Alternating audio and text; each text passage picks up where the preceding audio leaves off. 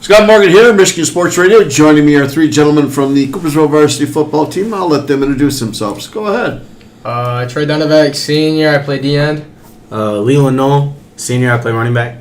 Brooks N, I'm a senior. I play receiver. Gentlemen, welcome to the show. I appreciate you taking the time out here and your guys' busy schedule. I know it's getting dark out there already, and it's going to be, since the time change. But let's talk a little bit about last Friday night's game at Kenowa Hills. Troy, how big was that for you and your family? My dad played at Kenowa, so went to the Silver Dome. It was really great. I had a couple words from my dad. Yeah. But I think he was pretty happy that Coopersville won in the end. It was cool. Good. Leland, how about you? Get your thoughts on the game. Just a good game. We came out prepared, so we knew we had to get back from the loss in the regular season. So we just had a chip on our shoulder. And you played with that, you like that as well. It's kind of interesting. Brooks, same way with you. Defensively, what was the big difference between the first time we met them to this time? I felt like this time we really understood our assignments and just really played together as a group really well. So I would agree. This was probably the best game that I've seen and called this season, where you guys played both offense and defense, played as one unit and complemented each other. Brooks, we'll stay with you. Pick six. Yeah. Let's talk. You got to walk me through that, man. That was fantastic. Basically, it's just they had two guys running right next to each other, and we knew their tendency is that one of them was going to sit it down or a dig or a hitch. And I saw that, just jumped it and took it back. And you were at R40 when you got it, and you still had to go through the entire crowd there. Yeah. And great moves, nice job. So that kind of capped everything off. That put us at 35 points. And the proverbial running clock. Yeah. How good was that to be able to say, we put the running clock on Kenowa Hills? Yeah. Troy, big hits defensively. Oh, my goodness. I mean, I think you were living in their backfield. What was the difference? I just think that, we targeted their weaknesses. I think that we got them in third and long situations, so it let us get a better pass rush, and we knew just obviously tendencies, and they couldn't really throw the ball well, so it made them have to run it more, and just I don't know.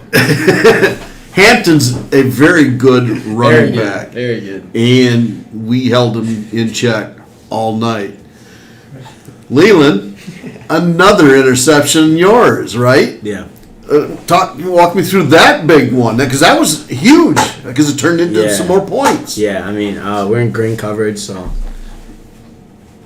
Okay. Green coverage? Yeah, just like what Brooks said, we knew one was going to sit it. There's going to be a shorter route underneath, so, I'm just dropping back, and I see the wheel come through, so I just jumped it. So it's basically the same route, just different times that you guys were reading and intercepted on him. Offensively, Brooks, a big day for the Broncos. Yeah. Walk me through, how did our offense do so well? We established the run really well. Sorry. Yeah, we did, didn't we? Leland we're all pointing at Leland, some folks that you don't know. I think, we passed ball maybe twice the whole second half, and when you can do that, How you win football games. It takes the clock out, and you start your first drive. They kick off to us, and I know Coach loves to get the ball first, and we take 7 minutes off the clock and go down and score. It leaves them 5 minutes in the first quarter. Yeah. That's huge. Again, just shortening the clock, right? Yep. Mm-hmm. But running, let's talk, Leland. I mean, you had some holes out there by that group. You were in at tight end a few times, if I'm not mistaken, Troy. Yeah. Couple. So, again, walk me through some of the holes you saw, and it was kind of nice. Just keeping my eyes up. I knew it was going to be there, repaired all week. And, shout out to the linemen. It wouldn't happen without them. So Yeah, we got to give them love all the time because those guys, like I said, Troy and those guys up front. Even Brooks, you were in on that a lot of times. They were bringing you in to overload a couple sides, so it was great. All right, so we had a great one there. We win 42-7. We move on to the district finals. We play East Grand Rapids. Yep. Troy, what do we know about East Grand Rapids, and what are we going to have to do about this team? They love their offense is based on like numbers. They love to throw screens. Their QB, he's really good. They have a really good guard. We know that 2 of their linemen are being heavily recruited, so got to watch out for them. But yeah, they're really QB run heavy, so got to stop that and stop screens. Stop screens. Leland back on defense for you as well. I mean, back in the backfield with both you and Brooks. yeah. What's your keys and what are you looking at? Just staying on top, just like every other game. But they're gonna throw those like screen and goes and all that other stuff. Bubble go. Bubble and go, yeah. Bubble and go. So I think we just gotta stay on top and be disciplined, like not fly downfield, nor assignments, and just fly around and have fun. So Brooks, same thing. Defensively. Yeah, kind of what Leland said. Just like we know they're going to throw a lot of screens, and then off those screens they're going to throw those like deep routes. So we just got to stay on top of them. Offensively, what do we need to do in order to be successful? I think we can kind of like what they do, but I think we can play the numbers game with them. I think that we can manipulate their defense into getting like what we want out of it. So Leland running again between the tackles around the ends. Where's their weakness at? Have you seen one yet? Away from their number 75. Yeah, big, I saw him on tape. That big guy. He is big. But just being strong up front and keep chugging the legs and getting yards. So Getting yards away. Find the holes and everything. So Troy, blocking and everything up front offensively. What are you looking at when you go out there to see who you got to take out? We know that they obviously love their 3-3 stack look. We know that they sometimes motion one of their guys down or they bump one of those guys down into like a 4-2.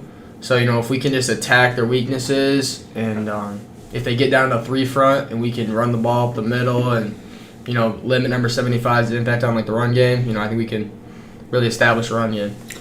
Is there anything that they do that we have not seen before, or is it pretty much we've seen everything, that type of offense and everything like that? I think we've seen it before, Yeah. yes. Seen everything? Yeah. Okay, that kind of makes it a little easier. You've right. seen everything. A little different than the wing T offense Yeah. that Cedar runs. Okay. Get your final thoughts, Brooks, on this game here. Just go out there, do what we did last week, have fun, get a win, get them in. Get them in. Yeah. Leland? I think if we come in that game with confidence and play how we did against Kent, I think we'd be pretty fine. So, Troy? We really got to go in there and just realize that we got to play for the people next to us and just realize that it might be our last game. So we got to play like it's everything to us. And if we play like how we did against Kennewood, like a chip on our shoulder, and we don't go in there and undermine anyone and understand our responsibility and do our job, I think we have a really good shot. I do too. Thanks, guys. I appreciate it. Just like I said, we're going to be there Friday night. Wishing you all the best luck and calling and coming out of there with another Bronco victory, and we continue up the ladder. Does that sound good? Yeah. I like that. Yes, sir. Thanks, guys. yep.